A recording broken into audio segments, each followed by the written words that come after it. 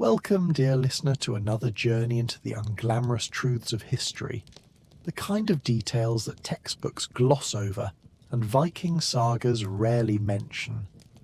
I'm so glad you're here, whether you're settling in for the night in a warm bed or perhaps listening during a quiet evening commute, wherever you find yourself in this moment. If you enjoy these deep dives into historical hardship, I'd be grateful if you'd consider subscribing to the channel. It helps more people discover these stories, and there's no pressure whatsoever, just a gentle invitation if this content brings you some measure of peace or fascination. Tonight, we're going to explore a question that sounds almost absurd in its simplicity, yet reveals layers upon layers of human suffering. How did Vikings survive the brutal cold of ocean voyages when they couldn't light fires on their wooden ships? The answer, I'm afraid, is that many of them didn't survive at all, and those who did endured conditions that would break most modern people within hours. We tend to imagine Viking seafarers as hardy warriors wrapped in thick furs, singing rowing songs as they conquered the northern seas. But the reality was far more desperate, far more miserable, and infinitely more interesting than any romanticized version could ever be. Picture, if you will, the North Atlantic in the year 950, during what historians call the medieval warm period, though that name is misleading because the seas were still brutally, lethally cold for much of the year.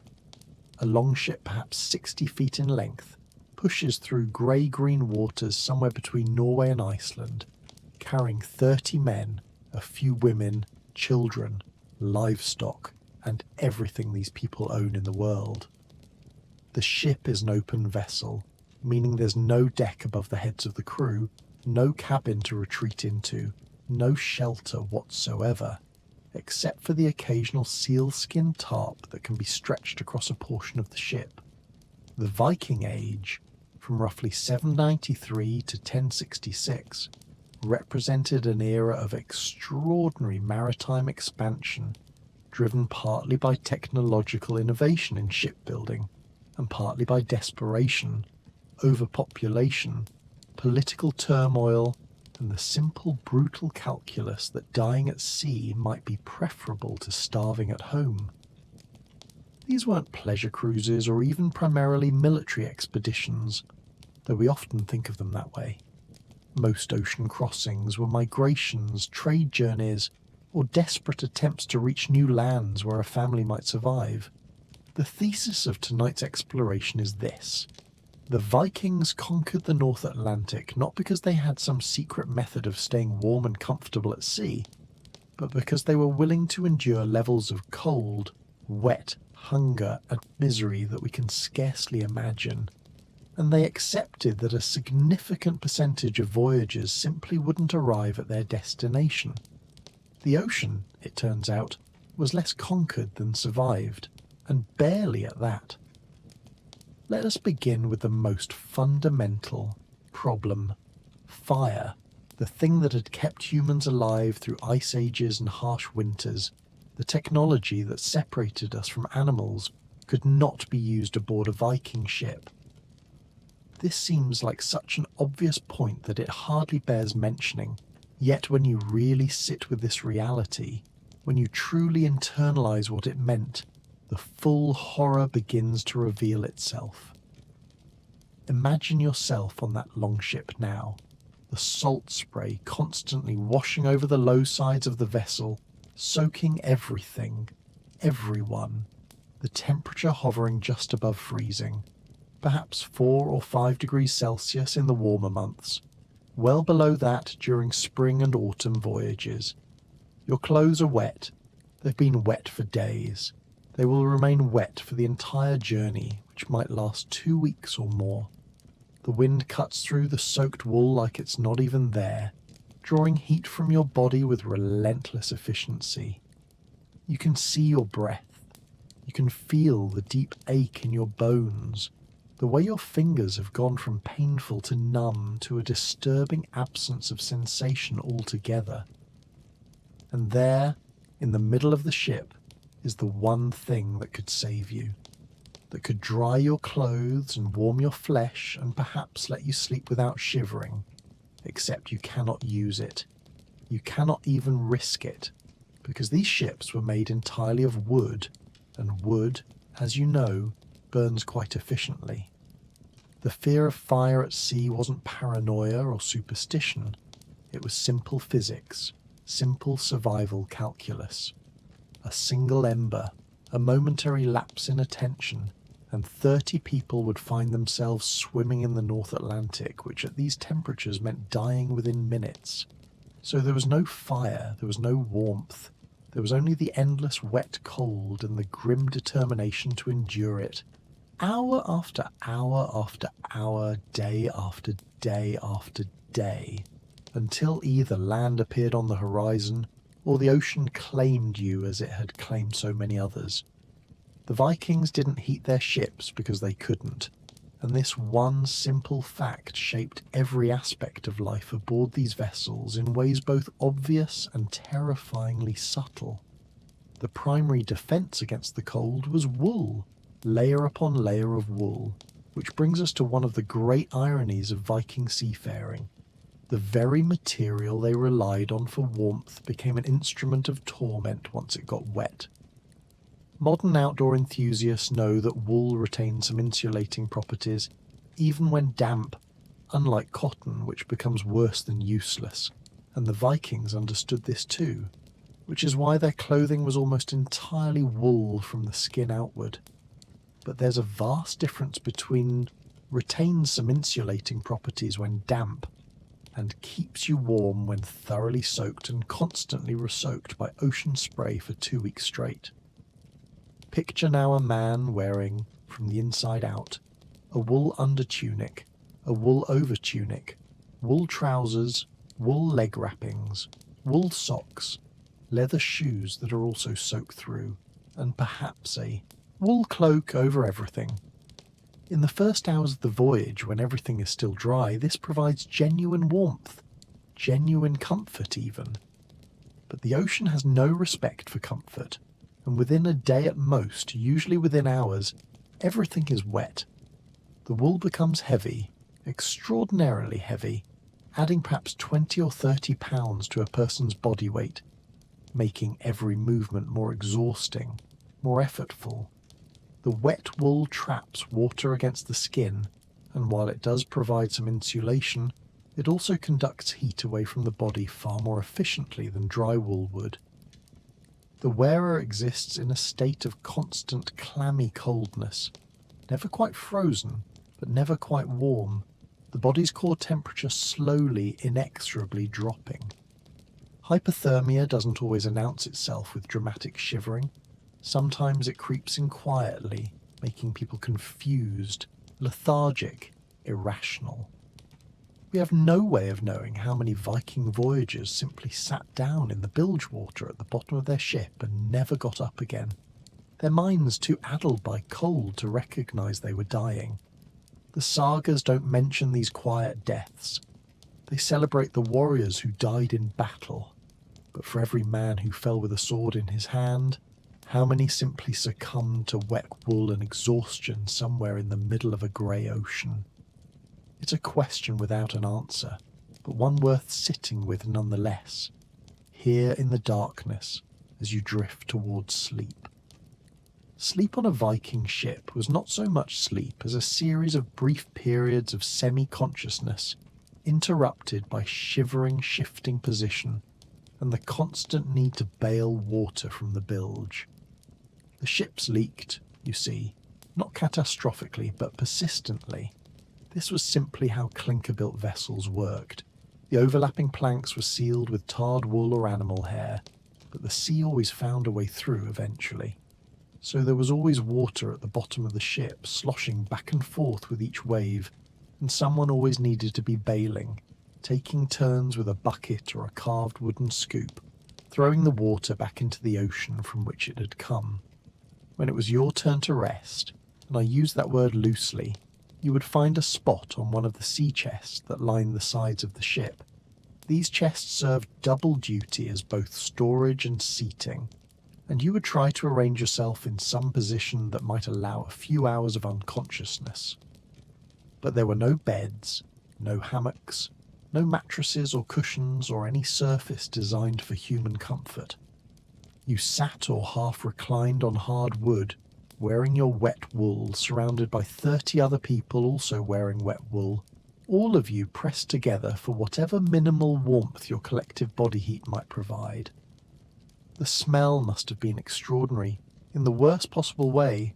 Wet wool and unwashed bodies and livestock and provisions all packed into a 60-foot space. But you would have stopped noticing after a while. The nose adapts and greater discomforts demanded your attention.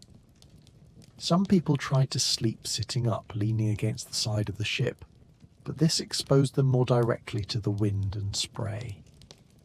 Others curled up in the bilge water itself, accepting the wetness as inevitable, trying to make themselves small and protected. Children and the elderly suffered most acutely, their bodies less able to generate and maintain heat, less resilient in the face of days and nights of exposure. Mothers held infants against their skin beneath their wet wool, trying to share warmth, knowing that some infants wouldn't survive the crossing no matter what they did. There are accounts, fragmentary and indirect, of families arriving in Iceland with fewer children than they left Norway with, and while some of these deaths were certainly from disease, how many were simply from cold? How many small bodies were committed to the ocean with prayers to gods who seemed very far away in those moments? The answer is unknowable, but certainly not zero. Food aboard a Viking ship was a study in preservation, an increasingly unappetizing necessity, made worse by the cold, which both helped preserve provisions and made eating them a miserable experience. The staples were dried fish, dried meat, hard flatbread that could last for months without spoiling, and perhaps some cheese or butter if the voyage was short enough. None of this required cooking, which was fortunate given the impossibility of fire, but it meant that every meal was cold, hard, and required significant effort to chew, especially when the food itself had partially frozen in the cold air. Imagine biting into a piece of dried cod that's been stored in a sea chest for 3 weeks and has spent the last 2 days at temperatures just above freezing. It's like trying to eat salted leather. Your jaw aches from the effort, your teeth hurt, and the taste is overwhelmingly of salt and fish oil gone slightly rancid. The flatbread, which started the voyage as merely hard, becomes harder still in the cold. People cracked teeth on it, developed jaw problems, sometimes just gave up and tried to soften it in seawater, which added the delightful flavour of brine to already unappetizing fare. Water was rationed, carried in barrels or leather bags, and it too was cold, so cold it hurt to drink, but you had to drink it because dehydration would kill you as surely as the hypothermia, perhaps more quickly. Beer or weak ale was safer than water, less likely to harbour disease, but it also froze more readily than pure water, creating the surreal experience of trying to drink slushy, half-frozen beer at dawn in the North Atlantic while your fingers are too numb to properly grip the cup. Some voyagers undoubtedly developed scurvy on longer journeys, their gums bleeding, teeth loosening, old wounds reopening, the body slowly breaking down from lack of fresh food. The Vikings occasionally brought livestock aboard, chickens for eggs, perhaps a goat for milk, but these animals suffered terribly in the cold and wet. Many died during the voyage, their bodies then butchered for food that no one particularly wanted to eat, because it came from a diseased or starving animal. But protein was protein, and waste was a luxury no one could afford. So meal after meal, day after day, people gnawed on frozen dried fish and hard bread, washing it down with half-frozen beer, their bodies crying out for warmth and fresh food and any taste other than salt. and they endured this because the alternative was starvation or giving up, and giving up meant death. Frostbite was not merely a risk, but an inevitability on many voyages, and the treatment for severe frostbite in the Viking Age was amputation, performed without anaesthesia using whatever blade happened to be sharpest. Let us be very clear about what frostbite actually does to human tissue. When flesh freezes, ice crystals form inside the cells. These crystals are sharp and they puncture cell walls, destroying the cells from the inside. When the tissue thaws, if it thaws, the damaged cells die and begin to rot, still attached to the living body. The extremities go first, fingers and toes and earlobes and the tip of the nose. These are the parts furthest from the warm core of the body, the parts with the least blood flow, the parts the body will sacrifice to keep the vital organs functioning. On a Viking ship with wet conditions and constant cold and no way to properly warm frozen flesh, frostbite could progress from minor to severe in a matter of days. Perhaps it would start with a tingling sensation in your fingertips, then numbness, then the skin would turn white or grey, waxy looking, dead looking. If you were lucky and the cold spell broke, if the weather turned milder and you could somehow dry your gloves and warm your hands enough, the tissue might recover, though it would hurt terribly as sensation returned, a burning pain that could last for hours. But if you were unlucky, if the voyage continued cold and the tissue stayed frozen, then decay would set in. The flesh would turn black, genuinely black, and the smell would alert everyone nearby that something was very wrong.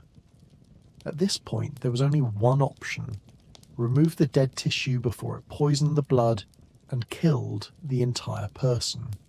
Someone, perhaps the ship's captain if there was no one with medical knowledge aboard, would take a knife or an axe, and while others held the victim down, they would cut through the frozen flesh, through tendon and bone, creating a new ending point for fingers or toes that had once been whole. The victim would scream, of course. They would thrash and beg, but it had to be done and everyone knew it. This was simply the price of survival. Some people lost just the tips of their fingers. Others lost entire hands or feet. There was no way to predict how far the damage would spread. The stumps would be cauterized if possible, seared with a hot blade heated over, ironically, one of the few instances where a small controlled fire might be risked, though more often they simply wrapped the wound and hoped it wouldn't fester. Many of these amputees developed infections anyway, and died during the voyage or shortly after arrival, their sacrifice to the sea delayed but not prevented. Storms represented the ultimate test of survival, transforming the manageable misery of normal sailing conditions into a fight against immediate death by drowning or exposure.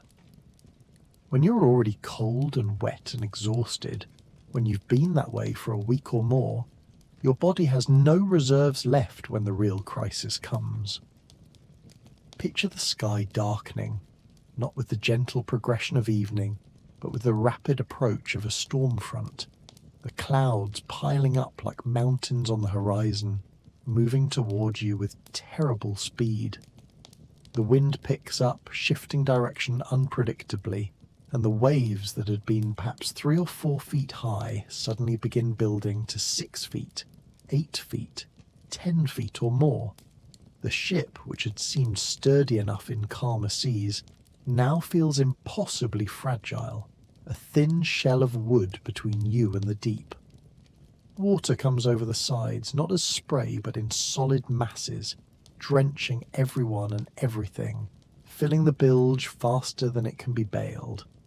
The sail must come down if it hasn't already, because in winds like these it could tear free or capsize the ship, so someone must climb the mast while it's whipping back and forth, risking being thrown into the sea or having their bones broken against the wooden pole.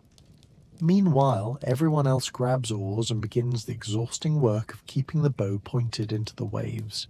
because if the ship turns sideways to the swells, if it broaches, it will roll over and everyone will die.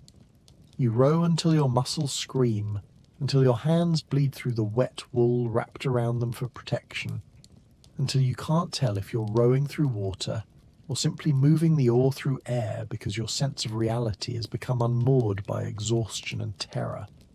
The storm might last 6 hours or it might last 3 days. There's no way to know, and all you can do is row and bail and pray to whichever god you believe in, though in these moments many people probably pray to all of them just to be safe.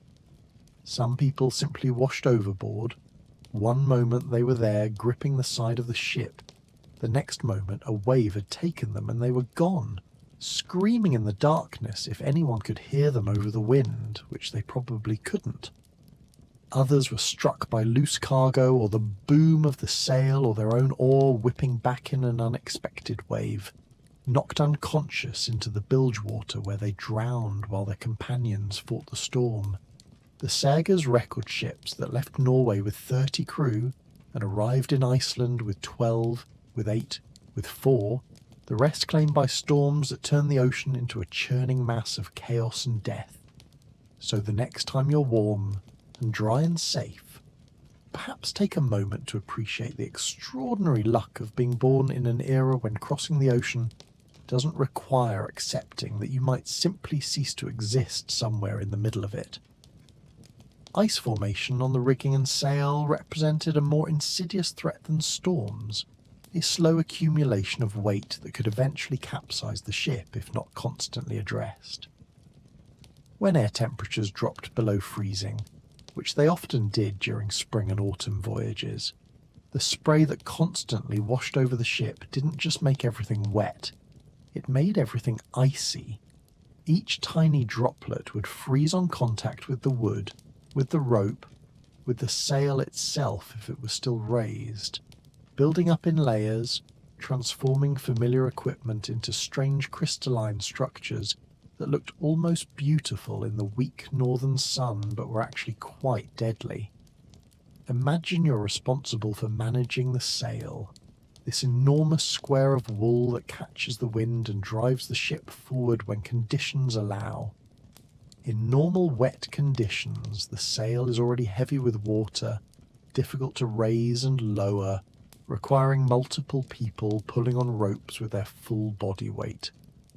But when ice begins to form, when each fibre of wool becomes encased in its own thin shell of frozen water, the weight increases dramatically, doubling or even tripling until the sail becomes nearly impossible to move.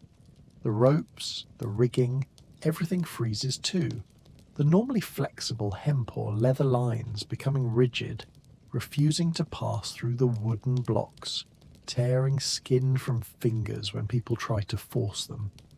Someone must climb up and break the ice free, chipping at it with knives or simply beating it with wooden clubs, trying to shed the weight before it becomes unmanageable. This is extraordinarily dangerous work. You're climbing a slippery icy mast on a ship that's pitching and rolling in the waves, using numb fingers to grip surfaces that offer no purchase, knowing that a fall could mean broken bones at best or drowning at worst.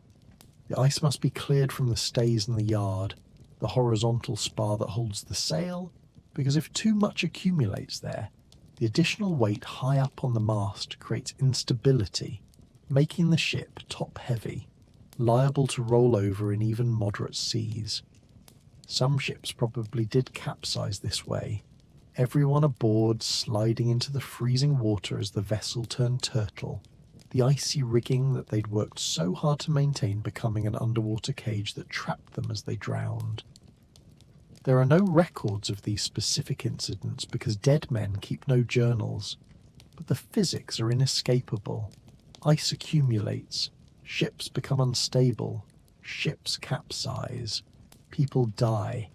It's a chain of causation as reliable as gravity, and it played out again and again in the North Atlantic, each time leaving nothing behind but perhaps some floating debris and questions about what happened to the ship that never arrived.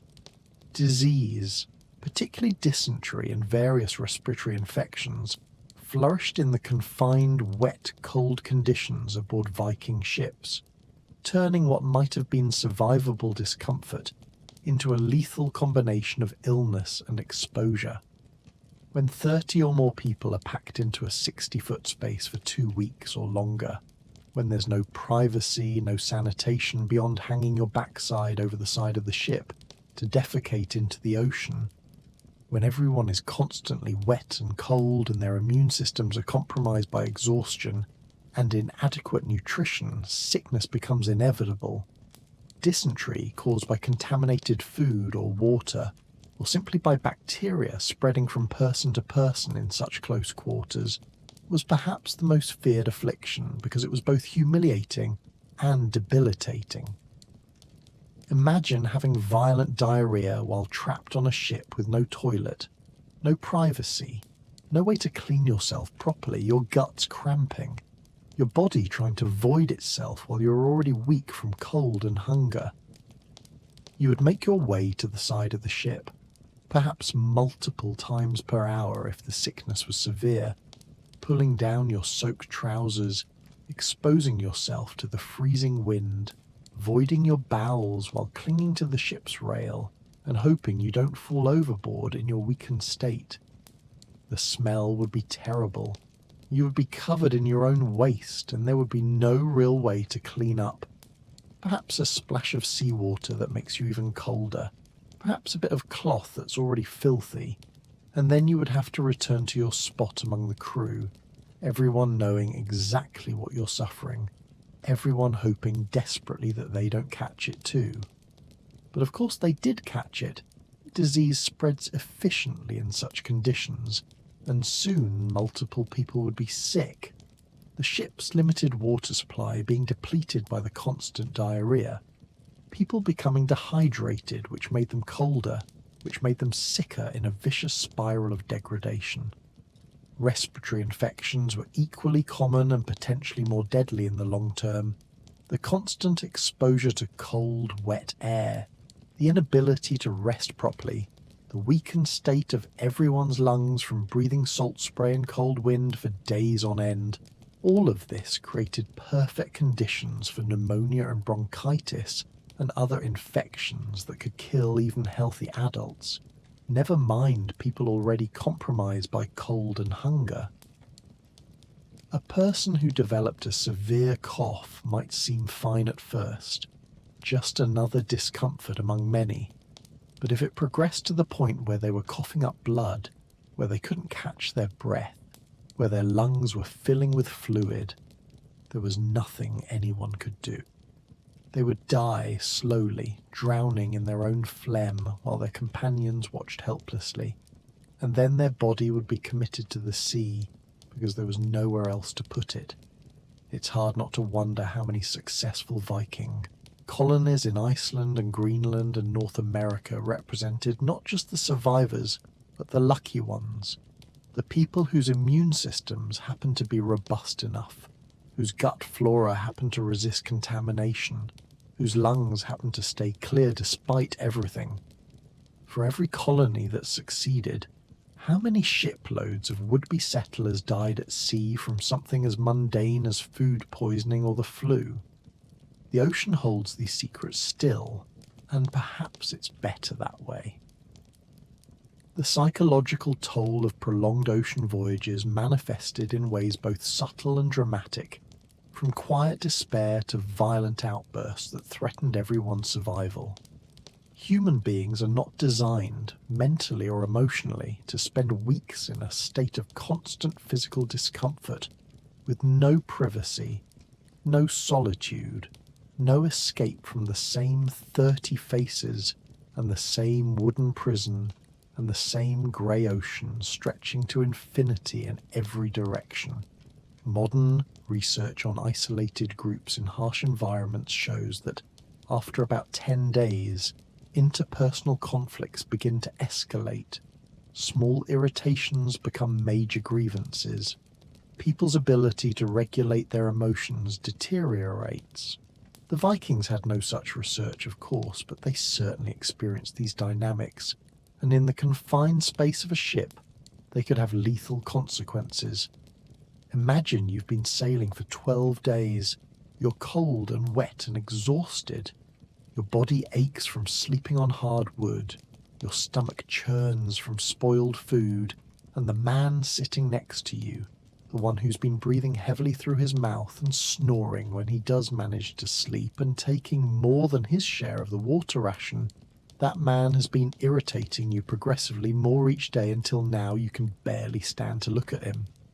In normal circumstances, you might walk away, take some space, calm down.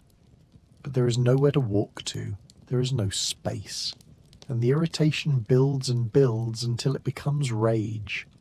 Some voyages ended with violence between crew members, disputes over nothing of consequence that escalated to fistfights or knife fights, resulting in injuries that couldn't be properly treated and deaths that were completely preventless. The sagas occasionally mention outlaws or criminals being banished by being put to sea in small boats, alone, which was considered a death sentence. And while this was obviously cruel, it's worth considering that solitude itself might have been a mercy after weeks of enforced proximity to other suffering humans. Depression and despair were common, entirely rational responses to seemingly endless misery, and some people simply gave up, stopped eating, stopped participating in the work of sailing, just sat staring at the horizon waiting for death. Others became manic or delusional, the combination of cold and hunger and exhaustion, and possibly scurvy producing actual mental breaks. People seeing things that weren't there, hearing voices, becoming convinced of conspiracy theories about the ship's captain or the navigation or plots to kill them.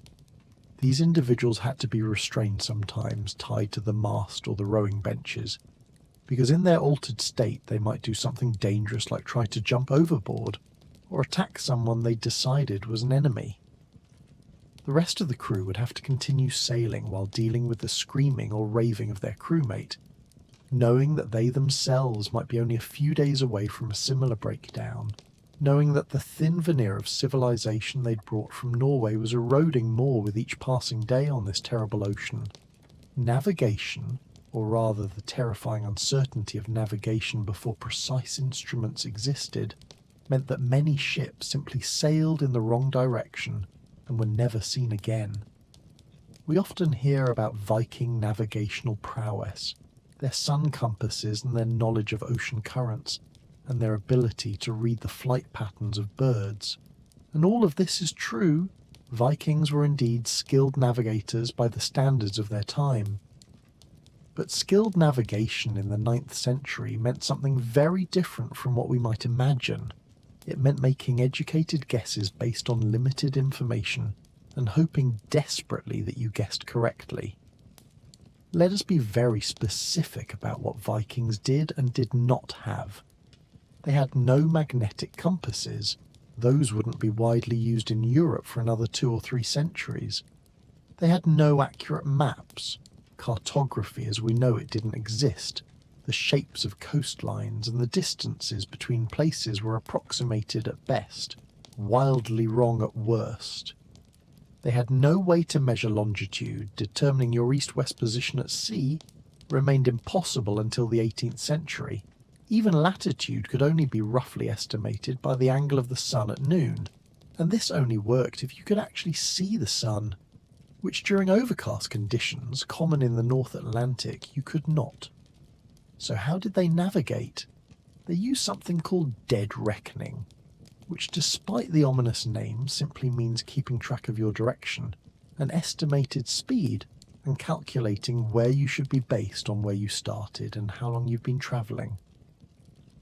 The ship's navigator, if there was someone with that specific role, would watch the sun or stars when visible, would monitor the wind direction, would estimate the ship's speed by watching debris float past or by feeling the ship's movement through the water, and based on all of this fragmentary information, would guess which direction to sail.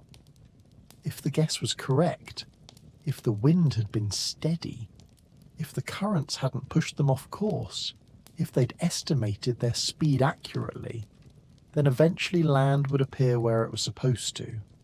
But if any of these variables was wrong, if the navigator miscalculated, or if conditions changed in ways no one could predict, then the ship might sail past its destination entirely, might end up hundreds of miles off course, might simply continue sailing into empty ocean until the provisions ran out and everyone died of thirst or starvation. We know this happened because occasionally ships would wash up on unexpected shores, the dead crew still aboard, or settlers would arrive somewhere that wasn't Iceland or Greenland or wherever they'd been aiming for, discovering too late that they'd sailed to the wrong place and now had to survive a winter somewhere they hadn't planned to be. Some ships probably sailed straight out into the Atlantic and never found land at all, just kept going until everyone was dead, and the ship eventually sank or drifted as a ghost ship until the wood rotted. How many? We'll never know, but the absence of records doesn't mean the absence of tragedy. It just means that tragedy far from shore leaves no witnesses, no evidence, nothing but absence where people used to be. Women and children aboard Viking ships suffered disproportionately because their smaller bodies lost heat faster, and because the social structures of the time offered them less control over their circumstances and less access to the warmest spots and driest clothing. When families migrated to Iceland or Greenland, women came too, often pregnant or nursing infants, sometimes bringing small children who were utterly unprepared for the ordeal of ocean crossing. Picture a woman in her 20s, perhaps on her second or third pregnancy, sitting in the bilge water of a ship somewhere between Norway and Iceland, trying to keep her 2-year-old child warm, while also managing her own hypothermia and possibly morning sickness if she's in early pregnancy. The child cannot understand why they're so cold, why everything is wet, why mother can't make it better the way she usually does, and the crying, constant and heartbreaking, drains the mother emotionally, even as it alerts every other person on the ship to the child's distress, creating a shared misery of helplessness. Infants were particularly vulnerable, their tiny bodies having almost no capacity to regulate temperature, entirely dependent on their mother's body heat for survival.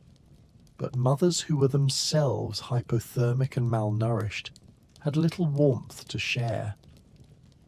Some women tried to keep babies alive by holding them skin to skin under their clothing, accepting the additional cold this brought to their own bodies, sacrificing their comfort and potentially their lives for their children, and sometimes it worked, and sometimes it didn't.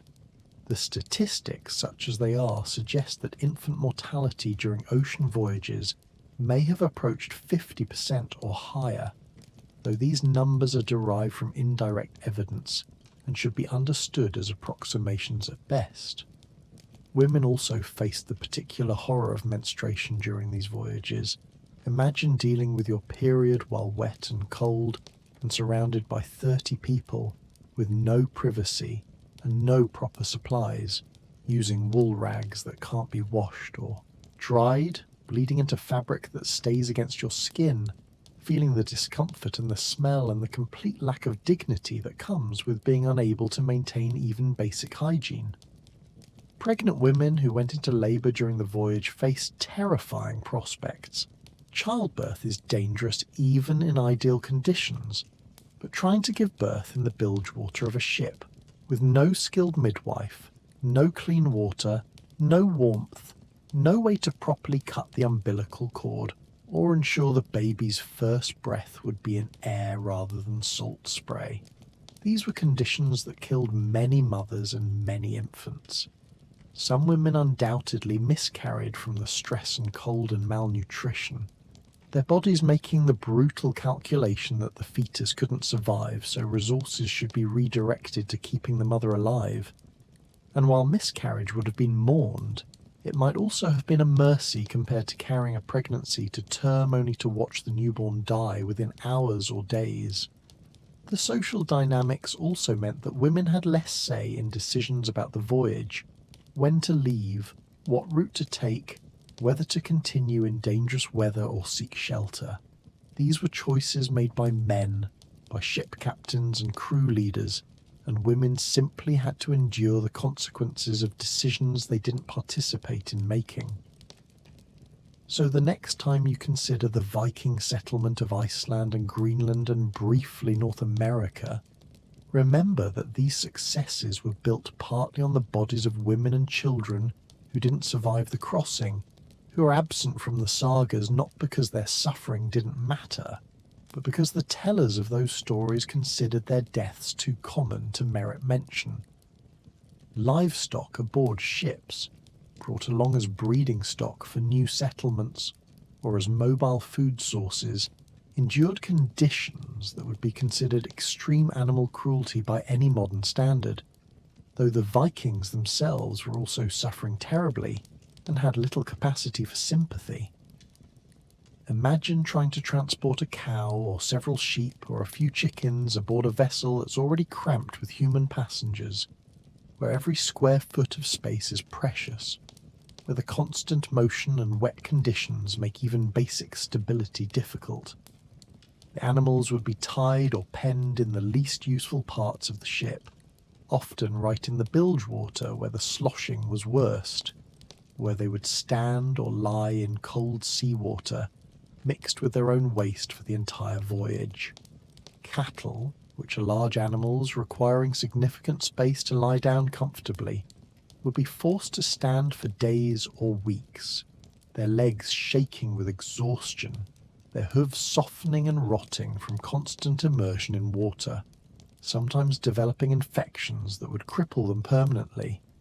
Sheep, being smaller and more adaptable, fared somewhat better, but still suffered terribly from cold and wet, their wool becoming a sodden mass that provided no insulation, some simply dying from hypothermia or pneumonia or the stress of conditions their bodies couldn't endure. Chickens, if anyone bothered to bring chickens, would have been kept in wicker cages or wooden boxes, unable to move, unable to escape the water that inevitably found its way into their containers, many dying and being thrown overboard as casually as any other failed provision. The animals that survived the voyage were often in such poor condition upon arrival that they needed weeks or months to recover.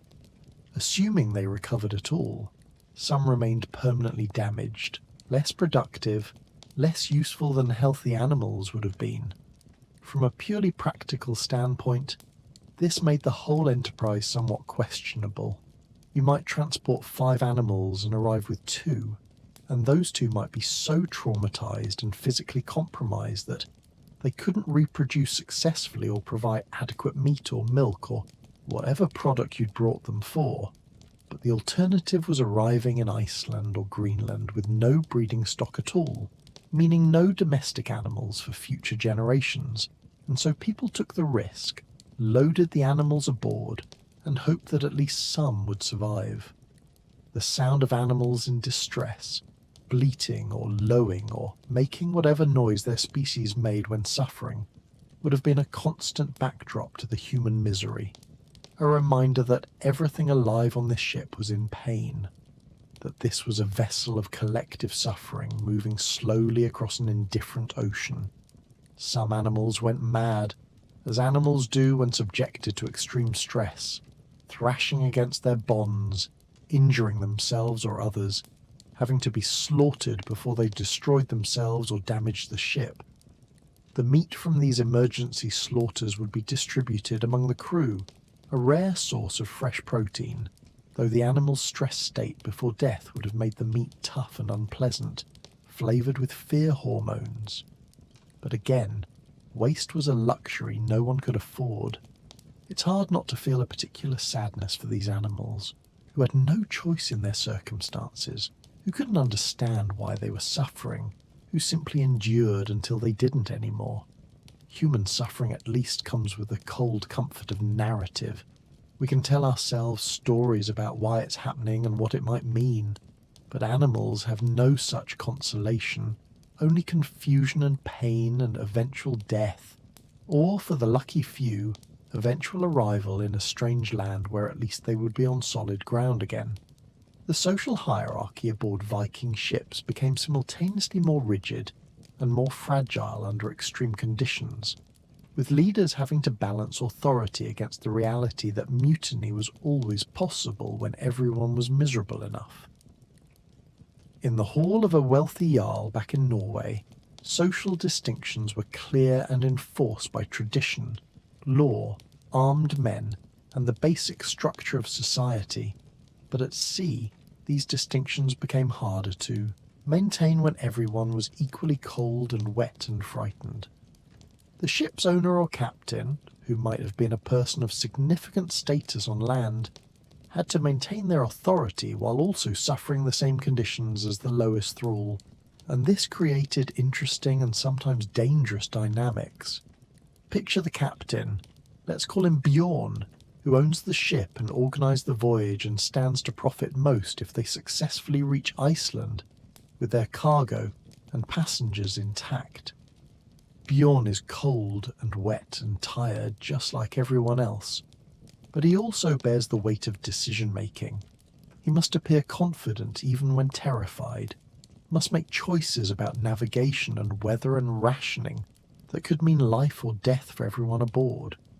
If he makes good decisions, if the voyage goes reasonably well, his authority is reinforced, people respect him, they'll sail with him again, they'll speak well of him in Iceland. But if he makes bad decisions, if he gets them lost or wastes provisions or sails into a storm that could have been avoided, then that authority erodes quickly. People begin to question him openly, perhaps to refuse his orders, perhaps even to consider removing him from command by force.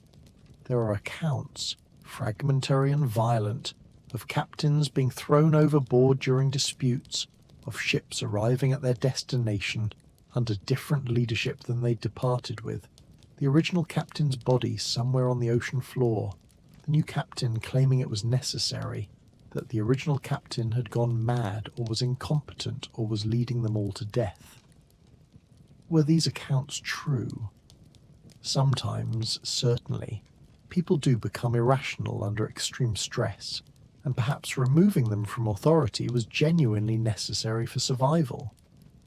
But sometimes they were probably just murders, power struggles disguised as necessary actions. One man seeing an opportunity to take control and seizing it while everyone was too exhausted to resist, or perhaps even silently supporting the change, because at least it was something different, some action in the face of helpless suffering. The lower status members of the voyage, the thralls and servants and poor farmers who'd paid for passage by promising labour or a share of harvest in Iceland, these people had to carefully navigate the line between obedience and self-preservation.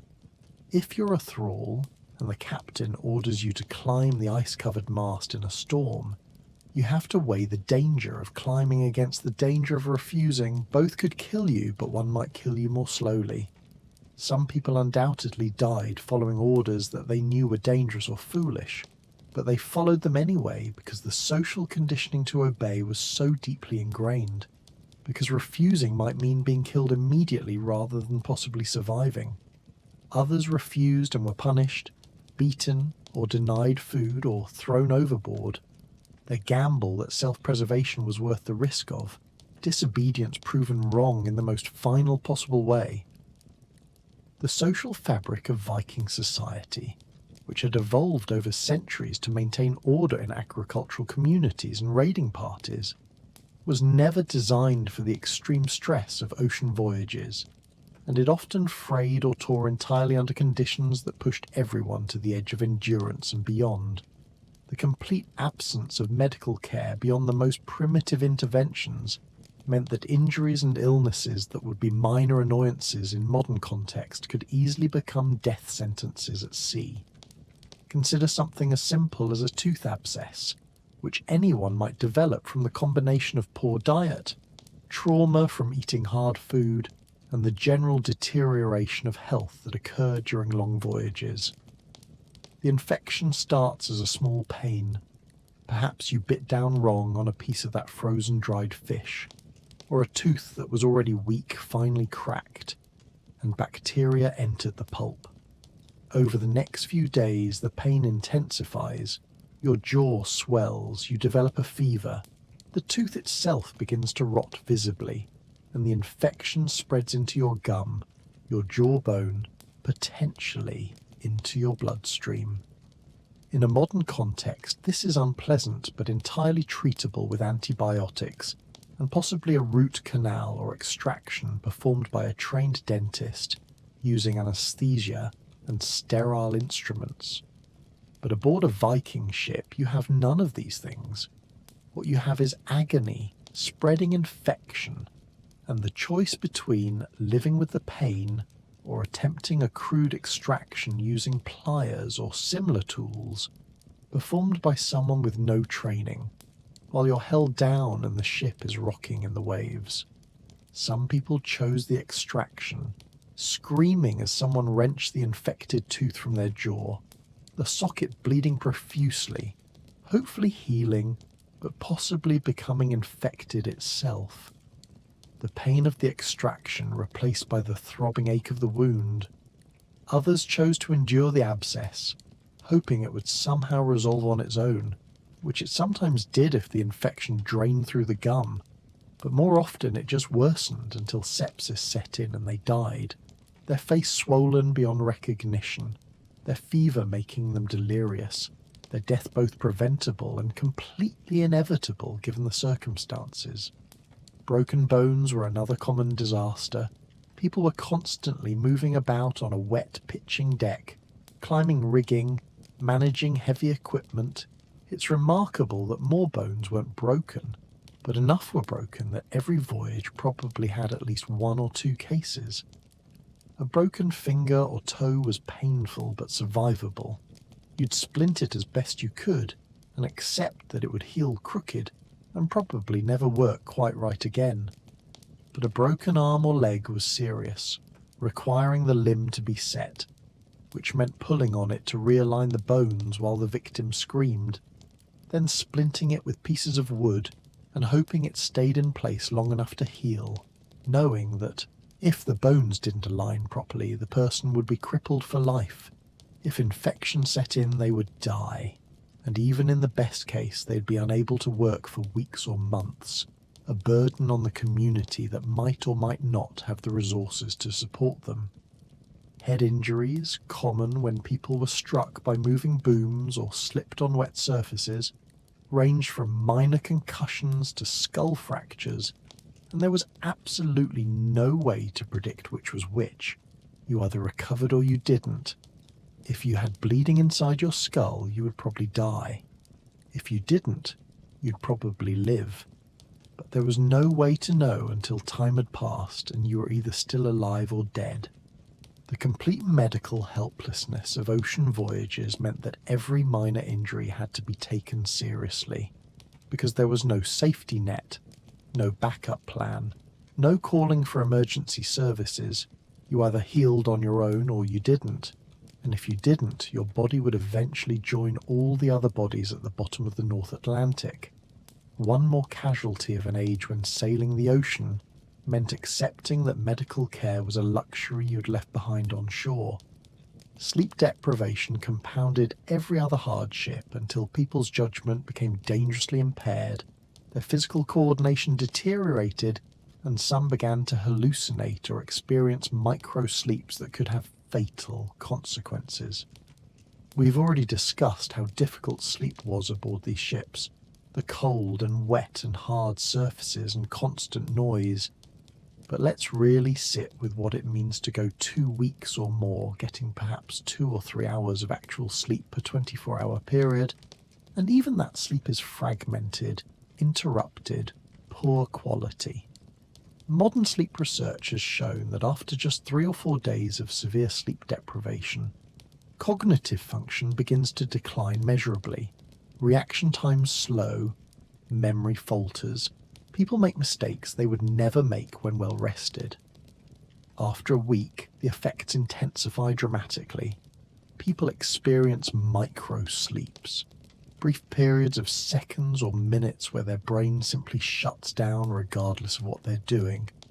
Their eyes might remain open, but they're essentially unconscious, and when they snap back to awareness, they may have no memory of the gap.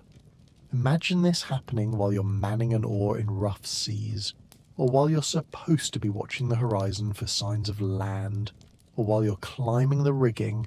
One moment you're alert and functional, the next moment you're unconscious but still sitting or standing or climbing, and then you wake up having lost time, having potentially missed something crucial, or worse, having fallen and injured yourself or someone else. The hallucinations that come with extreme sleep deprivation are well documented in modern research and would have been common aboard Viking ships.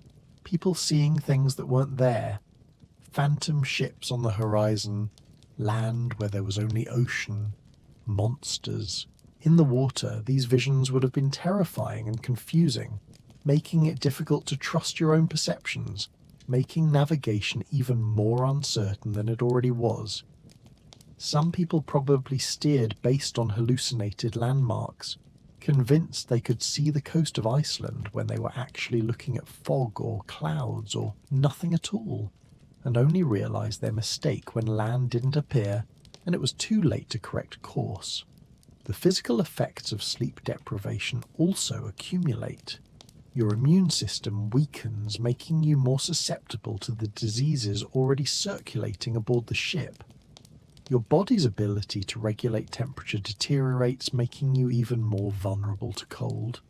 Your muscles don't recover from exertion properly, so you become progressively weaker and more prone to injury. There's a compounding effect where each problem makes the others worse. You can't sleep because you're cold.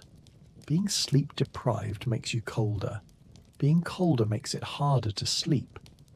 The spiral continues until your body simply gives up. Some of the deaths attributed to hypothermia or exposure were probably actually deaths from the combined effects of sleep deprivation and cold.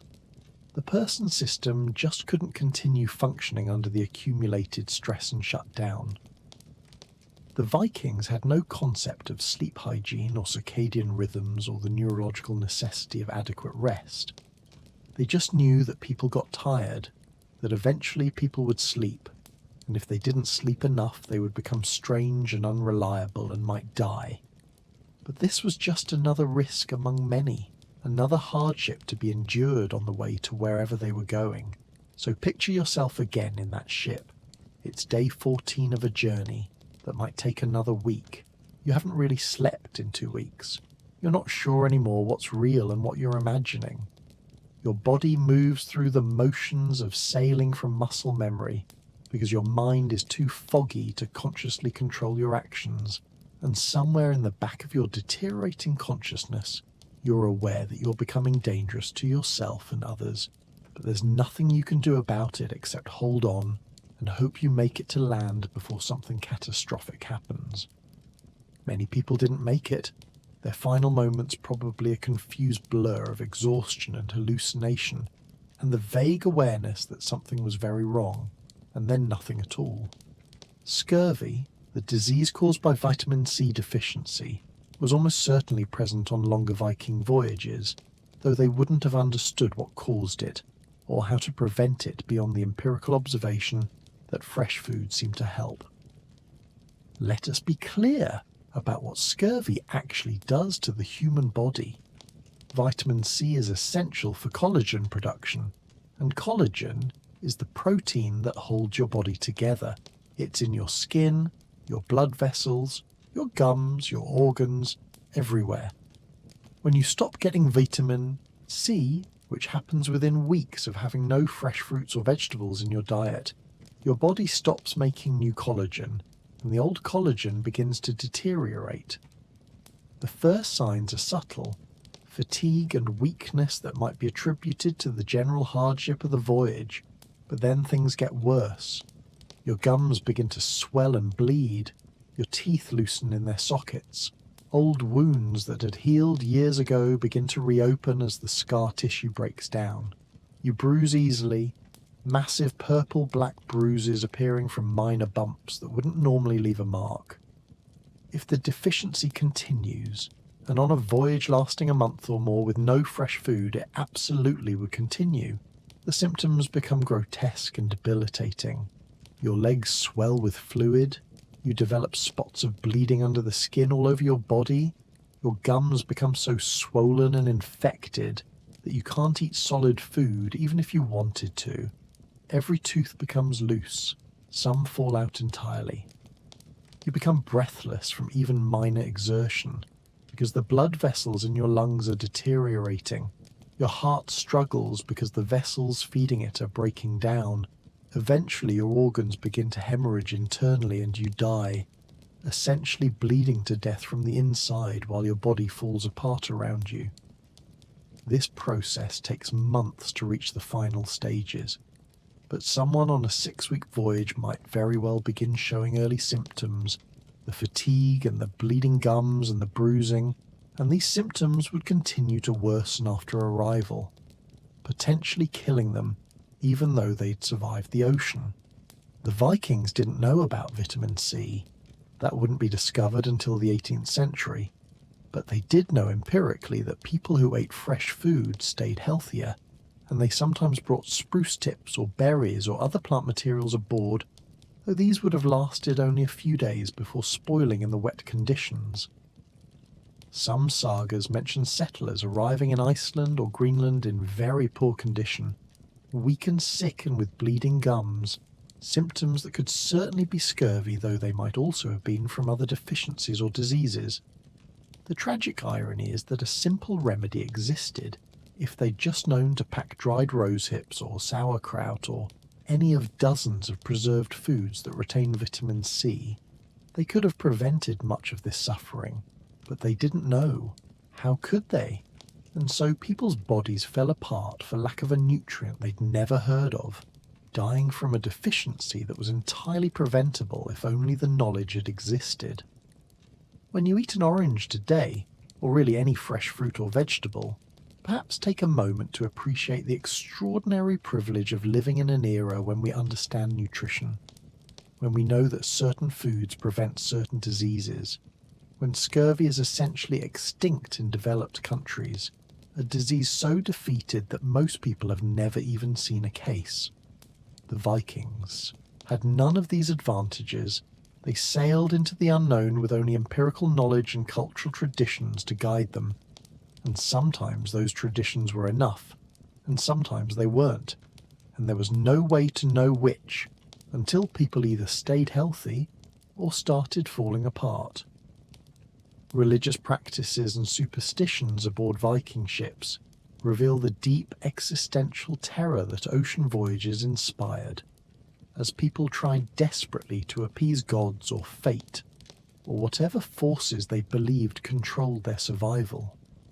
Before Christianity fully took hold in Scandinavia, many Vikings worshipped the Norse pantheon, gods like Odin and Thor and Njord the sea god, and they made offerings and prayers in hopes of safe passage.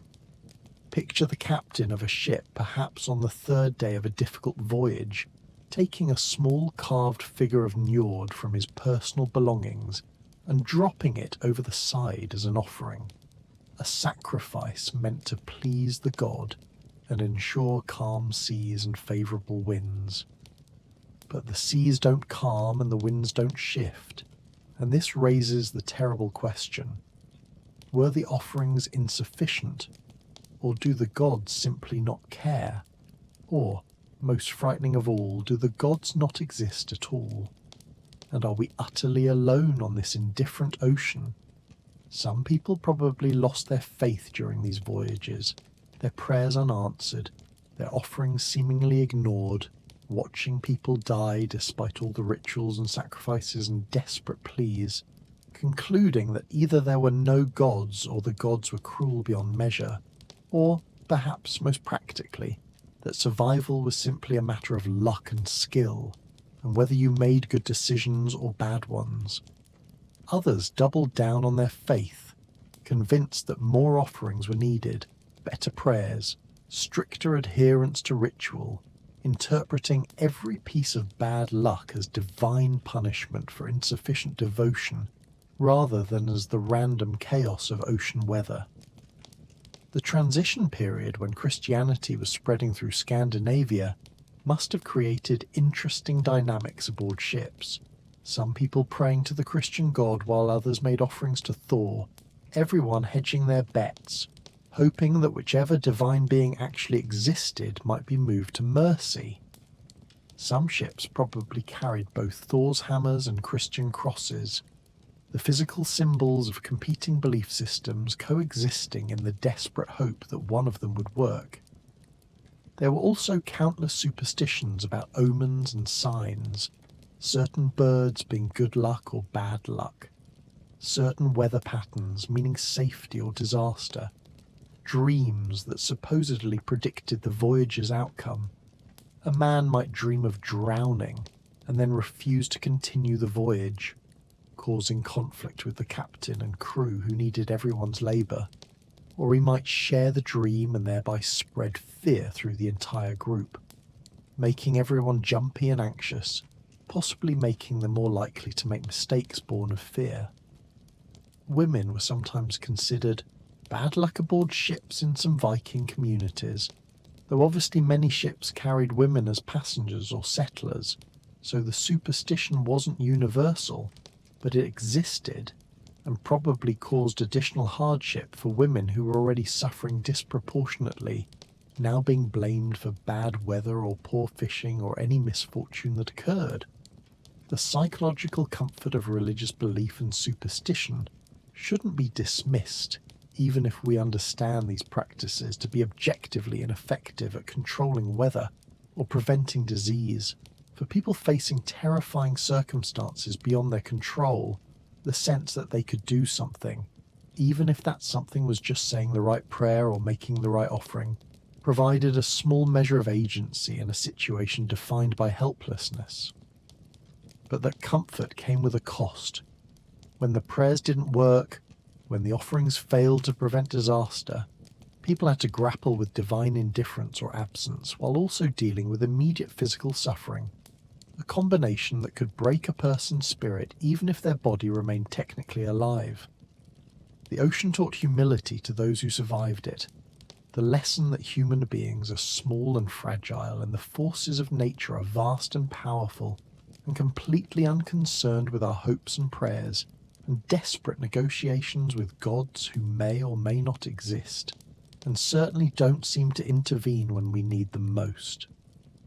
The disposal of the dead at sea was a grim necessity that became almost routine on difficult voyages, stripping death of much of its ceremonial significance and reducing it to a practical problem of ship hygiene and weight management.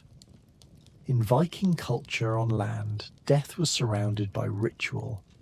Bodies were prepared carefully, buried with grave goods, sent off with ceremonies that honoured the deceased and provided comfort to the living.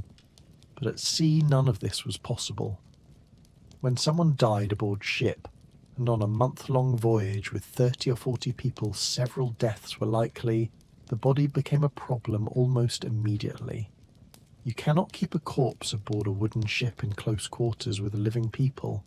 The smell alone would be unbearable within hours, never mind the disease risk and the psychological burden and the simple practicality that you need the space the dead person is occupying. So the body would be prepared as minimally as possible, perhaps wrapped in a piece of sailcloth if any could be spared, perhaps just checked for any valuables that should be removed and given to family members if any were aboard, and then committed to the ocean. The ceremony, if you can call it that, would be brief because everyone was exhausted and cold and had no energy for extended mourning. Perhaps a few words about the person, maybe a prayer to whatever god the captain or crew favoured, and then the body would go over the side. Imagine watching your father or your wife or your child slide into the dark water and disappear, knowing there would be no grave to visit, no marker to show they ever existed, just the ocean swallowing them as it had swallowed countless others, the same ocean you're still sailing on and will continue to sail on for days or weeks more, the same ocean you might soon join if your own luck runs out. Some bodies probably floated for a while, the wrapped cloth trapping air, creating the horrifying spectacle of the corpse bobbing in the ship's wake, following them like an accusation until eventually the cloth became waterlogged and the body sank. Others sank immediately, disappearing into the depths that could be hundreds of fathoms down, the body falling through increasingly dark and cold water until it reached the seafloor or was consumed by scavengers, scattered across the ocean floor as bones and scraps. The psychological impact of these disposals, especially if they became frequent during a particularly difficult voyage, would have been devastating, each death reminding everyone of their own mortality, making it harder to maintain hope, harder to believe you'd actually reach your destination. Some people probably started each day wondering if they'd be alive when night fell, scanning their companions to see who looked weakest, who might be next, the ship becoming a floating hospice where death was always present and always expected. Children watching their parents being thrown overboard, parents watching their children disappear into the sea, spouses losing each other in the middle of the ocean with no body to hold, no final goodbye beyond a brief moment before the splash and the sinking. These traumas would have marked survivors for life, assuming they survived, assuming they didn't soon follow their loved ones into the same cold water.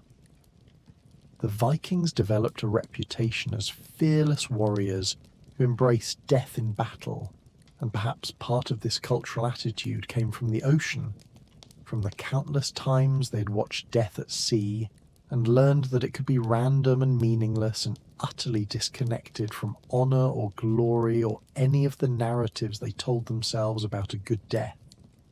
The ocean taught that death could be boring and routine and anticlimactic, just another body going overboard, just another space freed up in the cramped ship, just another person who didn't make it, forgotten almost as soon as they sank beneath the waves, because the living had no energy to spare for extended mourning. They needed all their strength just to keep themselves alive for one more day, one more hour, one more moment in the endless grey expanse that seemed to go on forever. Arrival at the destination, when it finally happened, brought not immediate relief but a new set of challenges as people who'd been at sea for weeks tried to function on land with bodies and minds damaged by the voyage. Let us imagine the moment when land is first spotted, perhaps a dark smudge on the horizon that might be clouds or might be mountains, the uncertainty lasting for hours until finally, undeniably, the coastline of Iceland or Greenland or wherever you were heading becomes visible.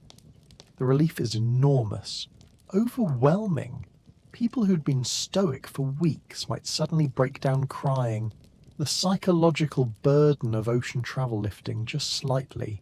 The realization that you actually survived washing over you like a wave. But your body doesn't recover instantly just because you can see land.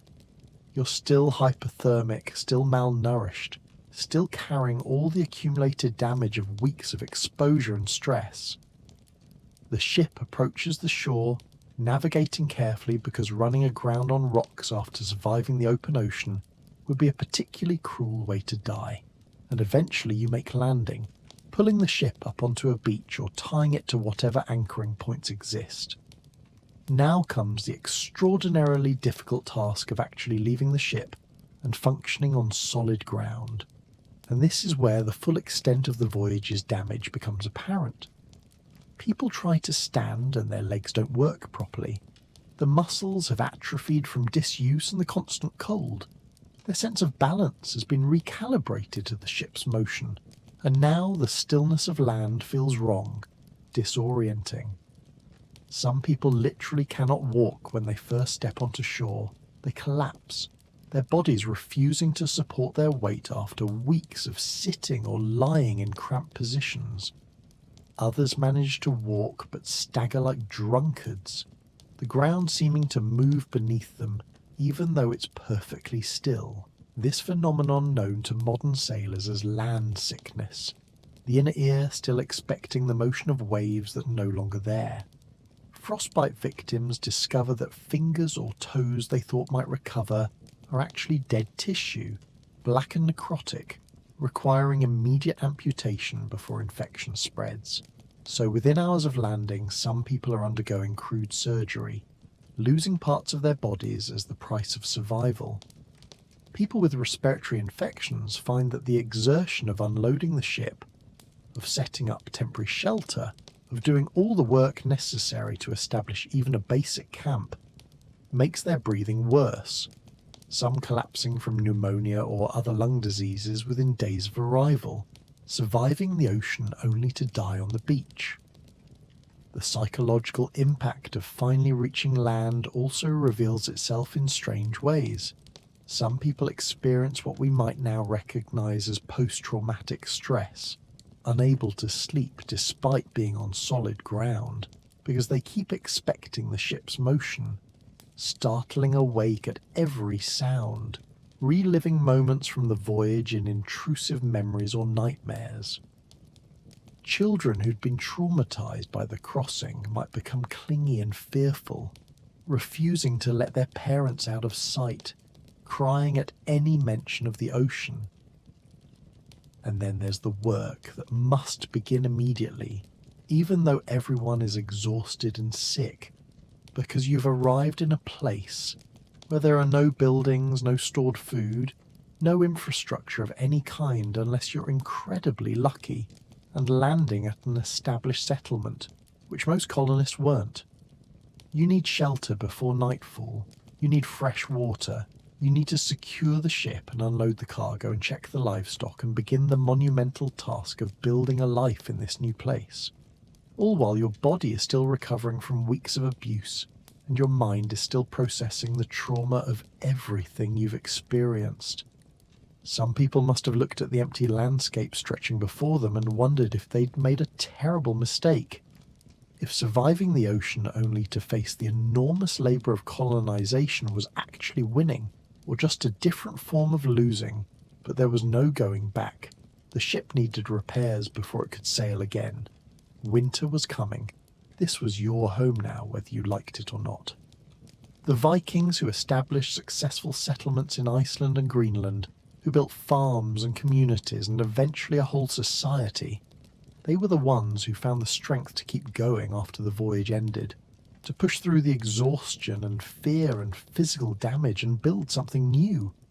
But we should never forget that their success was built on a foundation of extraordinary suffering, that every farmhouse and every field represented a victory, not just over the land, but over the ocean, that tried very hard to kill them and very nearly succeeded. The ships that never arrived, the ghost vessels that sailed into the North Atlantic and simply disappeared without a trace, represent perhaps the darkest aspect of Viking maritime expansion, because we'll never know how many there were or what happened to the people aboard. Historical records from the Viking Age are fragmentary at best. We have sagas that were written down centuries after the events they describe. We have archaeological evidence of settlements, but not of the journeys that founded them. And we have the occasional mention in legal documents or chronicles of ships that were expected but never came. But the absence of records doesn't mean the absence of loss. Quite the opposite. The very lack of documentation probably means that disappearances at sea were so common that they weren't worth recording in detail. Ships simply left, and sometimes they arrived and sometimes they didn't, and everyone accepted this as normal, as the price of oceanic travel. Let us try to imagine the families waiting in Iceland or Norway, or wherever the ship was supposed to arrive, watching the horizon day after day as the expected arrival time comes and goes, first thinking perhaps they're just delayed, the wind was unfavourable, They'll appear tomorrow or next week. Then as weeks stretch into months, the hope slowly draining away, being replaced by the terrible certainty that they're not coming, that something happened out there on the ocean and everyone aboard is dead. There's no closure, no body to bury, no certain knowledge of how or when or where the death occurred. Just absence, just empty space where people used to be. A woman waits for her husband who sailed to trade in Iceland and never returns. She doesn't know if he drowned in a storm or died of disease or was killed by pirates or simply got lost and starved.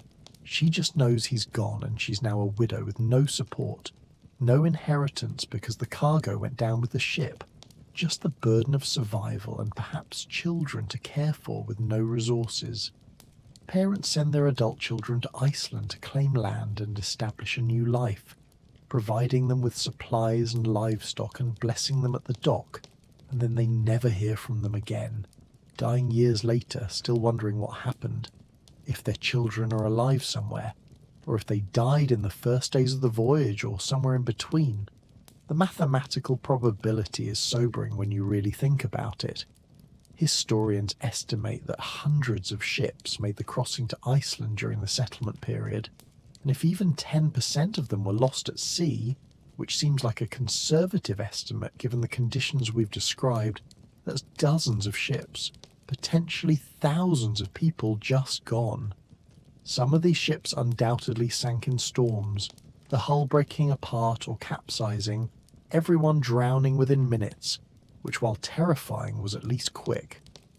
Others probably drifted off course and simply sailed until everyone died of thirst or starvation, the ship eventually sinking or running aground somewhere uninhabited, the bodies never found, the story of their final days unknowable.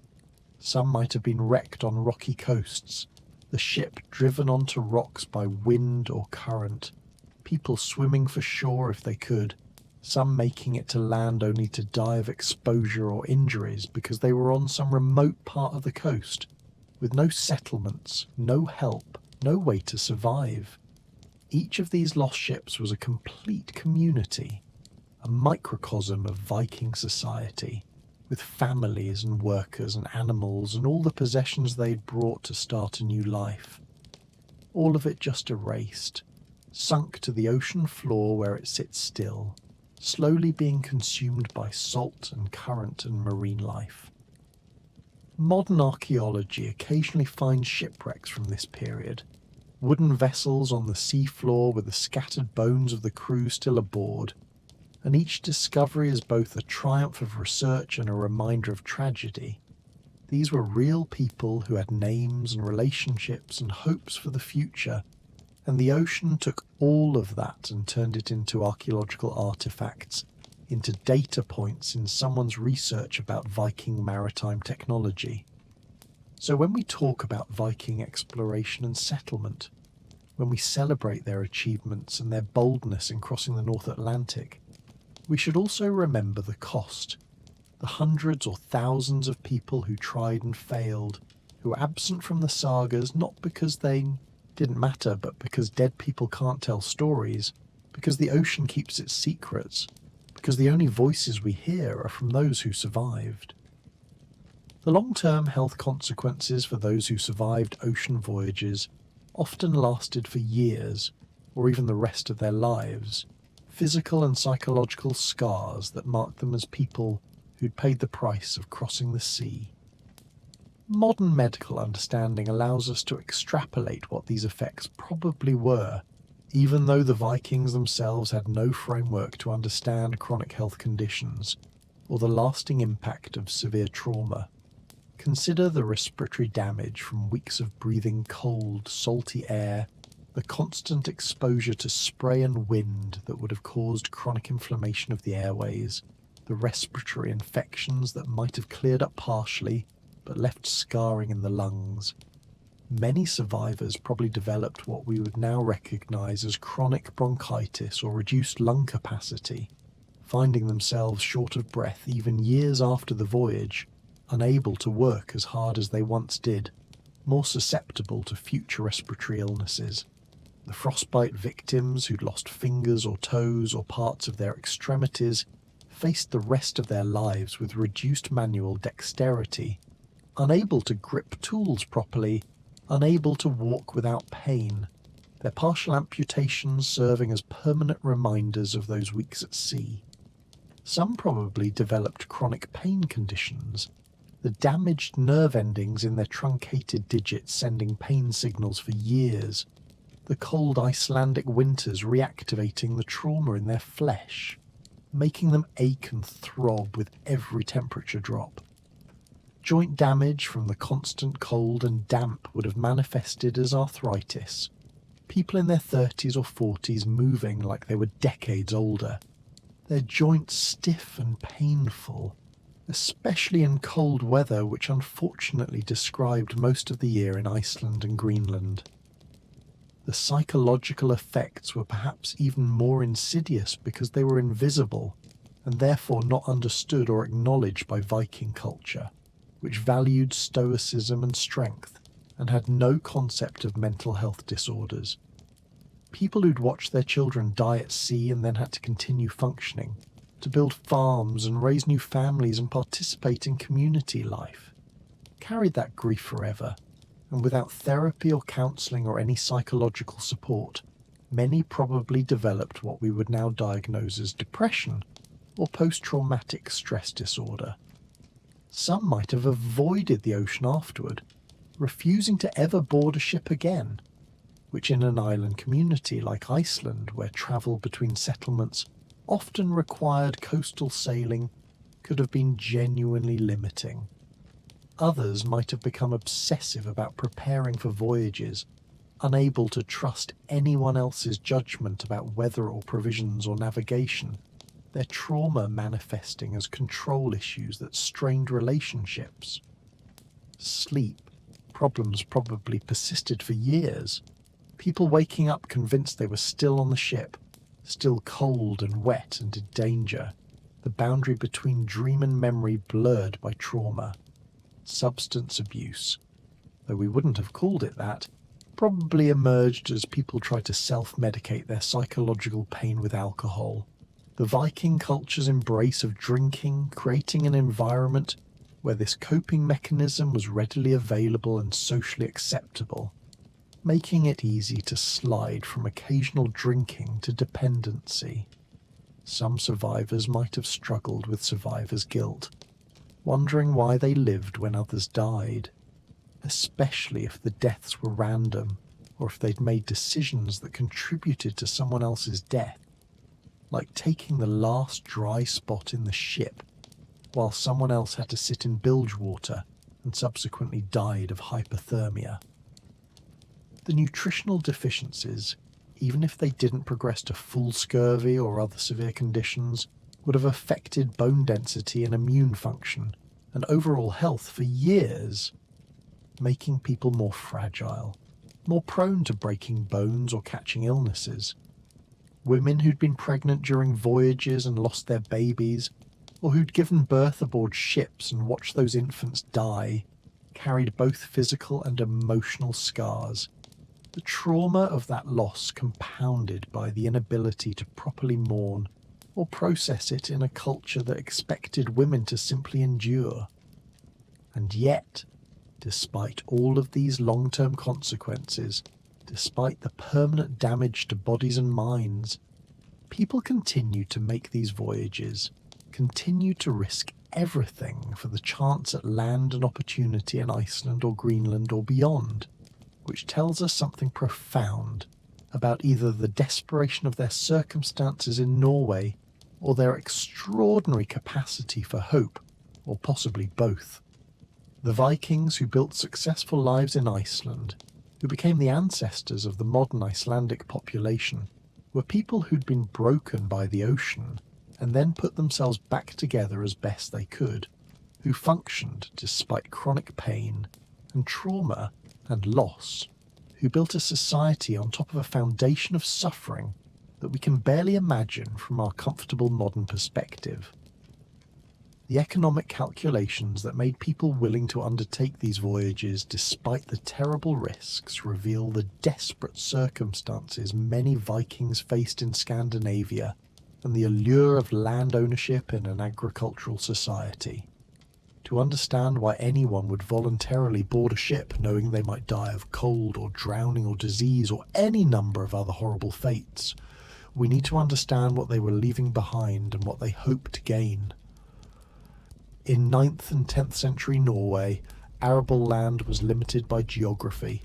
The country's mountainous terrain and northern latitude meant that only a small percentage of the land could support farming, and that land was already claimed, owned by established families or jarls or the king.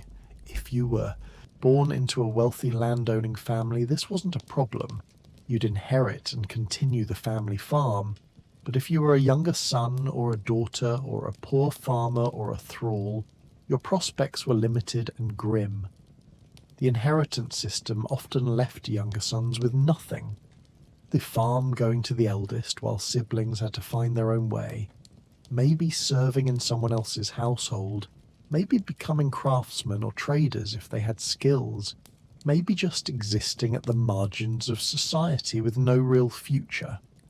Some turned to raiding, the Viking raids on England and France and other places offering the possibility of wealth through plunder. But raiding was also dangerous, and the opportunities were becoming more limited as the targets developed better defences. Iceland, when it was discovered in the late 9th century, represented an extraordinary opportunity because it was empty, uninhabited except for a few Irish monks who were easily displaced. And it had land, lots of land, free for the taking if you could just get there and survive long enough to claim it. A poor Norwegian farmer who owned nothing and had no prospects could, in theory, sail to Iceland and claim enough land to make himself wealthy by Norwegian standards, could become a landowner, could establish a farm that would support his family for generations. The economic calculation was brutal but simple. Stay in Norway and remain poor with near certainty, or risk the ocean voyage and possibly die but possibly become a landowner, and for many people the second option was worth the risk. The Icelandic settlement period, from roughly 870 to 930, saw an estimated 20 to 30,000 people make this journey. And while we don't know what percentage died in transit, enough survived to successfully colonize the island and create a functioning society. From a purely economic perspective, if you had, say, a 30 or 40% chance of dying during the voyage, but a 60 or 70% chance of surviving and claiming valuable land, that might be an acceptable risk compared to the certainty of poverty and landlessness in Norway. Of course, this calculation is easy to make in the abstract, less easy to maintain when you're actually in the middle of the ocean slowly freezing to death. But by that point you're committed. There's no going back and you either survive or you don't. The people who did survive and establish successful farms in Iceland benefited enormously from the voyage. Their descendants still live there today, 11 centuries later, still working land that was claimed by someone who was willing to risk everything for ownership. But the economic success of these survivors shouldn't blind us to the economic failure of those who died, the resources and labour they represented completely wasted, their potential contribution to society lost, their families impoverished by their death rather than enriched by their success. From a broader economic perspective, Viking, oceanic expansion represented a massive gamble. Society was investing human capital in ventures with very uncertain returns, and while some of those ventures paid off spectacularly, others resulted in total loss. Modern economic analysis might conclude that the overall return on investment was positive, that the successful colonization of Iceland and Greenland and the trade routes established to those places generated enough wealth to offset the losses from failed voyages. But this analysis is cold comfort to the individuals who died, or to their families who were left behind with nothing. The Vikings themselves probably didn't think in these terms. They thought in terms of individual opportunity and family survival and honour, and the very Viking concept of taking your fate in your own hands rather than accepting the status quo. But underneath the cultural values and the personal motivations was a harsh economic reality. Land was valuable, land was limited, and some people were willing to risk their lives for the chance at ownership, even if the risk was terrifyingly high. When we compare Viking maritime suffering to other seafaring cultures of the same period, we find that while the specific details varied, the fundamental misery of ocean travel before modern technology was nearly universal, suggesting that human expansion across the oceans was always built on a foundation of extraordinary endurance and loss. The Polynesians, for instance, were conducting even more ambitious ocean voyages across the Pacific around the same time or earlier than the Vikings were crossing the North Atlantic, travelling thousands of miles in outrigger canoes to colonize islands throughout Oceania. Their boats were different, their climate was different. They faced tropical heat instead of Arctic cold, but the fundamental challenges were similar. No way to accurately navigate, limited food and water, constant exposure to the elements, the risk of storms and drowning, and all the ways the ocean could kill you. Polynesian voyagers probably faced different diseases than Vikings, tropical infections rather than respiratory illnesses, different nutritional deficiencies, different specific hardships. But the overarching experience of vulnerability and suffering and the acceptance of high mortality rates was likely quite similar. Arab and Indian ocean traders conducting voyages along the coast of Africa and across to India faced monsoon seasons and piracy and their own forms of exposure and deprivation. Their ships might have been larger and more sophisticated in some ways, but they still couldn't prevent the fundamental dangers of ocean travel. Chinese maritime expeditions, particularly the famous treasure fleet voyages of the early 15th century, involved much larger ships with more sophisticated technology and support systems. But even these relatively advanced vessels couldn't prevent disease and accidents, and the psychological toll of long voyages, and the crews still suffered and died in significant numbers. The pattern across all these cultures is that humans wanted to cross oceans for economic, political, or survival reasons, and they developed whatever maritime technology they could manage, but the technology was never quite good enough to make ocean travel truly safe or comfortable until the modern era. Every seafaring culture has their version of the ship that never arrived, the voyage that ended in complete loss, the families waiting for people who would never return. Every culture developed their own way of coping with this reality, their own rituals and beliefs and social structures to make sense of the losses, but the losses themselves were universal.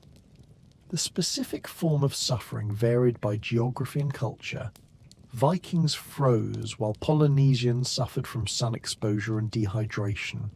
Arab sailors faced different storms and different diseases, but they were all gambling with their lives every time they left sight of land, and many of them lost that gamble. What's perhaps most striking when you look at these different maritime cultures is the extraordinary consistency in their willingness to keep trying despite the costs. Generation after generation of people boarding ships, knowing the risks, knowing that some percentage would die, but going anyway because the alternative was staying put, and the human drive to explore and expand and seek new opportunities apparently outweighs the rational fear of death at sea. The Vikings were neither uniquely brave nor uniquely reckless. They were simply one more culture in a long human tradition of looking at the ocean, recognizing that it might kill them, and sailing anyway. The technological innovations that eventually made ocean travel safer, things like accurate navigation instruments, better ship design, understanding of nutrition and disease. These developments came slowly over centuries and were built on the accumulated experience of countless voyages, countless deaths, countless lessons learned the hardest way possible. Each culture contributed their own knowledge and innovations, and eventually, much later, these separate streams of maritime knowledge would combine into the modern understanding of seafaring that makes cruise ships and container vessels and naval operations possible. But in the Viking Age, in the 10th century North Atlantic, none of this future knowledge existed yet, and people crossed the ocean in open wooden boats with no fire and no shelter, and no idea if they'd actually arrive at their destination, just the grim determination to endure whatever came, and the hope that they might be among the lucky ones who survived. The romantic image of Viking seafarers that dominates popular culture, the vision of mighty warriors singing as they row toward adventure, represents such a profound disconnect from the historical reality that it's worth examining how and why this romanticization occurred and what purposes it serves when you watch a movie or television show about Vikings. You typically see handsome actors with perfect teeth and clean hair, wearing elaborately decorated leather armor that probably never existed historically, standing at the prow of their ship looking noble and determined while dramatic music plays and the seas remain conveniently calm. These Vikings never seem to be cold or wet or sick. They never spend weeks sitting in bilge water, slowly losing their minds from sleep deprivation. They certainly never get dysentery or scurvy or have their fingers amputated due to frostbite. The ships in these depictions are spacious and relatively comfortable. People have room to move around. They're never shown all cramped together in miserable proximity. And when storms do occur, they last for one dramatic scene before giving way to clear skies and renewed hope. This romanticized version serves several purposes. It's more entertaining than the grim reality would be. It allows audiences to admire Viking culture without confronting the enormous suffering that underlay it. And it fits into nationalist narratives that various Scandinavian countries have promoted at different points in their history. The idea of hardy Nordic ancestors who were superior to other peoples in courage and seamanship. But this romantic vision does a profound disservice to the actual historical Vikings because it erases the real human experience, the genuine suffering and fear and desperate survival that characterized these voyages. The people who crossed the North Atlantic in the 10th century weren't superhuman warriors who felt no cold and knew no fear. They were ordinary humans who were cold and terrified, and who survived not because they were invulnerable, but because they were willing to endure conditions that would break most modern people within days. There's actually something more impressive about the historical reality than the romanticized version. Crossing the ocean when you know you might die, when you're experiencing terrible suffering, when every rational part of your brain is screaming at you to turn back and continuing anyway because you've committed to the journey and there is no turning back. That takes a kind of courage that doesn't need embellishment. The Viking sagas themselves, our primary literary source for Viking Age culture, contribute to this romanticization, even though they were written by people closer to the actual events. The sagas tend to focus on dramatic moments and heroic deeds rather than the boring, grinding misery of ocean travel, because even medieval audiences wanted entertainment rather than realistic depictions of suffering. But occasionally the sagas let slip details that reveal the reality. Mentions of people dying from exposure, ships arriving with far fewer passengers than they left with, settlements failing because too many people died during the voyage or shortly after arrival. These fragmentary glimpses of the real experience are valuable precisely because they weren't the focus of the stories, they were just accepted background reality. And when you collect enough of these background details, you can start to reconstruct what ocean voyages were actually like. Modern Viking reenactors who've attempted to recreate historical voyages in replica ships, even with modern safety equipment and support vessels standing by, report that the experience is intensely uncomfortable and that their respect for historical Vikings increased enormously after experiencing just a fraction of what the original voyagers endured. The difference between attempted recreation and historical reality is that the modern reenactors know the voyage will end. They know rescue is available if something goes truly wrong. They've had hot meals and medical care and all the advantages of modern life before starting, and they're doing it voluntarily for educational or personal challenge reasons rather than because it's their only option for survival or advancement. So perhaps the question isn't why we romanticize Viking ocean voyages, but whether it's even possible to fully convey the reality to people who've never experienced anything remotely similar. People who've never been genuinely cold for weeks at a time, never faced the real possibility of death by exposure or drowning, never had to continue functioning while watching their loved ones die from preventable causes.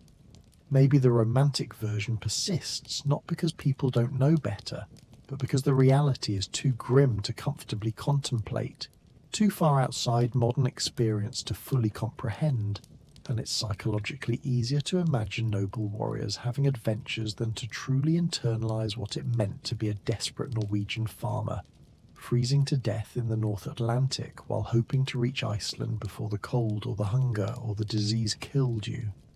The fundamental answer to our original question, how did Vikings heat their ships on icy seas without fire, is simply that they didn't, they couldn't, and this one basic impossibility shaped every aspect of their experience at sea in ways both obvious and subtle. And understanding this helps us understand that Viking maritime expansion was achieved not through some clever solution to the cold, but through sheer brutal endurance of conditions that would be considered intolerable by any modern standard. We've explored throughout this journey the many layers of suffering that resulted from the inability to have fire aboard ship, the constant wet cold that led to hypothermia, the frozen food that damaged teeth and jaws, the frostbite that cost people their extremities, the way sleep became nearly impossible, the disease that flourished in cold, damp conditions, the complete absence of medical care beyond the most primitive interventions, the psychological toll of weeks in misery with no comfort or relief, or any reason to believe it would end before you reached land or died, whichever came first. The ships themselves, those beautiful clinker-built vessels that we admire in museums and reproductions, were fundamentally unsuited to their purpose in one critical way. They were made of wood, and wood burns, and fire was the one thing that could have made the voyages bearable, and so fire was the one thing that absolutely could not be allowed. This created a situation where Vikings were using the best maritime technology available to them in their era, but were simultaneously constrained by the basic physics of fire and wood, in a way that couldn't be engineered around or solved with cleverness or skill. They couldn't heat their ships, so they suffered from cold. They couldn't cook their food, so they ate frozen, dried provisions that were barely edible. They couldn't dry their clothes, so they stayed wet for the entire voyage. They couldn't create a warm, safe space for children, or the sick or pregnant women, so these vulnerable populations died in disproportionate numbers. They couldn't do any of the things that fire would have enabled, and while they developed various coping strategies, layers of wool and huddling together for warmth and trying to stay active to generate body heat, none of these strategies were adequate to prevent significant suffering and mortality. The Viking achievement in crossing the North Atlantic, in colonizing Iceland and Greenland and briefly North America, is real and impressive and worthy of study and respect, but we do those historical people a disservice if we imagine they accomplished this through superior cold tolerance or special genetic adaptation, or some secret knowledge we've lost. They accomplished it by being willing to suffer more than we can imagine suffering, by accepting casualty rates that would be considered catastrophic failure by modern standards, by making a collective decision that the potential rewards of expansion were worth the near certainty of terrible hardship and the significant probability of death. Every successful Viking settlement in Iceland represents hundreds of people who survived the voyage and hundreds more who didn't, and the economic and social success of those settlements was built on the bodies of those who were lost at sea or who died shortly after arrival. This isn't a criticism of Viking culture or an attempt to diminish their achievements. It's simply an acknowledgement of the reality that expansion into hostile environments, whether that's crossing oceans or eventually crossing space, has always required that some people be willing to die in the attempt. And the question societies face is whether the goal is worth that cost. The Vikings collectively decided it was worth it. Individuals made the choice to board ships knowing the risks, and enough of them survived to make the enterprise successful from a long-term historical perspective. But we should never forget that the cost was paid in human suffering on a scale that's difficult for us comfortable modern people to truly comprehend. So the next time you're warm and dry and safe, perhaps in your bed listening to this as you drift off to sleep, take a moment to appreciate the extraordinary luxury of being able to control your environment, to have heating when you're cold and cooling when you're hot, to have clean water and abundant food and medical care and all the things that make modern life comfortable. These aren't natural states of being. They're the result of centuries of technological development and social organization, and they represent a radical departure from how most humans throughout most of history have lived.